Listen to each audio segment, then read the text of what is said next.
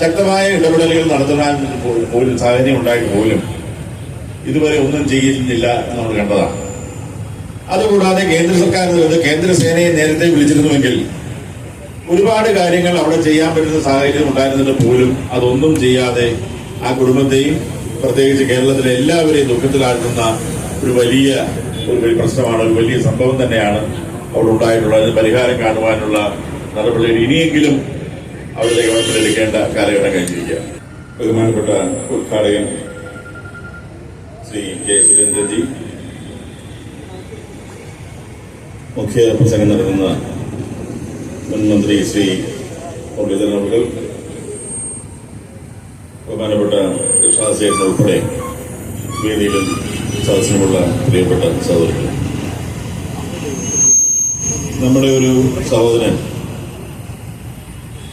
8-9 ദിവസക്കാലമായി ഒരു അപകടമുണ്ടായിട്ട് ഇതുവരെ കർണാടക സ്റ്റേറ്റിന് ഒന്നും ചെയ്യാൻ പറ്റാത്ത ഒരവസ്ഥ നമ്മൾ കണ്ടതാണ്.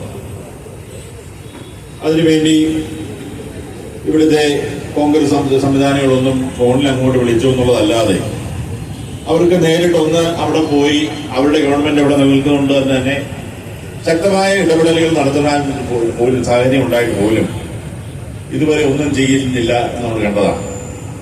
അതുകൂടാതെ കേന്ദ്ര സർക്കാർ കേന്ദ്ര സേനയെ നേരത്തെ വിളിച്ചിരുന്നുവെങ്കിൽ ഒരുപാട് കാര്യങ്ങൾ അവിടെ ചെയ്യാൻ പറ്റുന്ന സാഹചര്യം ഉണ്ടായിരുന്നിട്ട് പോലും അതൊന്നും ചെയ്യാതെ ആ കുടുംബത്തെയും പ്രത്യേകിച്ച് കേരളത്തിലെ എല്ലാവരെയും ദുഃഖത്തിലാഴ്ത്തുന്ന ഒരു വലിയ പ്രശ്നമാണ്, ഒരു വലിയ സംഭവം തന്നെയാണ് അവിടെ ഉണ്ടായിട്ടുള്ളത്. അതിന് പരിഹാരം കാണുവാനുള്ള നടപടികൾ ഇനിയെങ്കിലും അവരുടെ ഗവൺമെന്റ് എടുക്കേണ്ട കാലഘട്ടം കഴിഞ്ഞിരിക്കുക.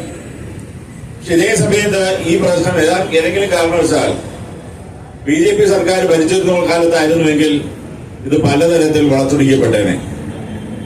അത് നമ്മൾ കഴിഞ്ഞ കാലഘട്ടത്തിൽ കണ്ടിട്ടുള്ളതുമാണ്. അതുപോലെ തന്നെ അവിടെ തൊഴിലെടുക്കുന്ന ഇന്ന് അല്ലെങ്കിൽ അവിടെ വ്യവസായം ചെയ്യുന്ന ലക്ഷക്കണക്കിന് മലയാളികളുണ്ട്.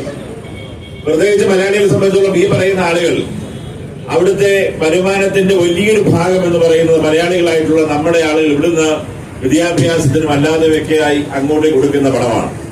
അവിടുത്തെ എഞ്ചിനീയറിംഗ് കോളേജുകളിൽ, അതല്ലെങ്കിൽ അവിടുത്തെ നമ്മുടെ മെഡിക്കൽ കോളേജുകളിൽ, നഴ്സിംഗ് കോളേജുകൾ ഉൾപ്പെടെയുള്ള വിദ്യാഭ്യാസ സ്ഥാപനങ്ങൾ മലയാളികൾക്ക് അഡ്മിഷൻ നൽകണ്ട എന്ന് തീരുമാനമെടുക്കുവാൻ ഇവർക്ക് ആരെങ്കിലും കഴിയുമോ? അവിടുത്തെ വലിയൊരു വരുമാനം കിട്ടുന്ന ഈ വിദ്യാഭ്യാസ മേഖലയിൽ ഏറ്റവും കൂടുതൽ വരുമാനം കിട്ടുന്ന മലയാളികൾക്കുണ്ടാകും.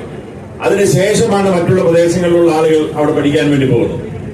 ഇവരെ മുഴുവൻ ഈ പറയുന്ന കർണാടകയുടെ പ്രത്യേകിച്ച് ബാംഗ്ലൂരിന്റെ വളർച്ചയ്ക്ക് മലയാളികളുടെ അതിന് വേണ്ടി പ്രവർത്തിച്ചിട്ടുള്ള വലിയ ഒരുപാട് ആളുകളുള്ളതാണ്. ഇന്ന് കേരളം അവിടുത്തെ മന്ത്രിസഭ എടുത്ത് നിങ്ങൾ പരിശോധിച്ചാൽ പോലും അതിൽ മലയാളികളുണ്ട്, ആന്ധ്രക്കാരുണ്ട്. അവരെ എല്ലാം ഒഴിവാക്കിക്കൊണ്ട് ഈ പറയുന്ന നിയമം അല്ലെങ്കിൽ നടപടി നടപ്പിലാക്കാൻ കഴിയുമോ?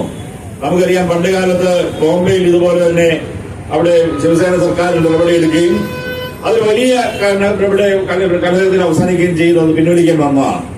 അതുകൊണ്ട് തീർച്ചയായും ഈ പ്രശ്നത്തിൽ ഉണ്ടായ ശേഷം ഇവിടെ ഈ പറയുന്ന കോൺഗ്രസോ അല്ലെങ്കിൽ ഇവിടുത്തെ പറയുന്ന LDF, UDF ആരും ഒന്നും പറയാത്ത ഒരവസ്ഥ നിലനിൽക്കുകയാണ്. ഇവിടെ കോൺഗ്രസ് നേതാക്കന്മാർക്ക് പ്രത്യേകിച്ച് NDA അവിടെ ഇന്ത്യ മുന്നണിയെ സംബന്ധിച്ചോളം അവർ പറയുന്നത് ഇന്ത്യ ഒറ്റക്കെട്ടാക്കുവാൻ അവർ വേണം എന്നുള്ളതാണ്. ഇന്ത്യയെ പല കഷ്ടങ്ങളാക്കാൻ മാത്രമല്ലാതെ ഈ ഒരു നടപടി കൊണ്ട് കഴിയില്ല എന്നുള്ളത് നമുക്ക് പല കാര്യങ്ങൾ പഠിച്ചാൽ മനസ്സിലാക്കാൻ കഴിയുന്ന കാര്യം മാത്രമാണ്. ഇതൊക്കെ മനസ്സിലായിക്കൊണ്ട് നമുക്ക് ഇതൊരു തുടക്കം മാത്രമാണ്. ശക്തമായിട്ടുള്ള പ്രതികരണമായി NDAയുടെ നേതൃത്വത്തിൽ കേരളത്തിലും മറ്റുള്ള പ്രദേശങ്ങളും ചെയ്യേണ്ടതുണ്ട്. അതിനുവേണ്ടി നമുക്ക് എല്ലാവർക്കും ഒറ്റക്കെട്ടായി നിൽക്കാം എന്ന് മാത്രം പറഞ്ഞുകൊണ്ട് എന്റെ എളിയ വാക്ക് നിർത്തുന്നു. നന്ദി, നമസ്കാരം.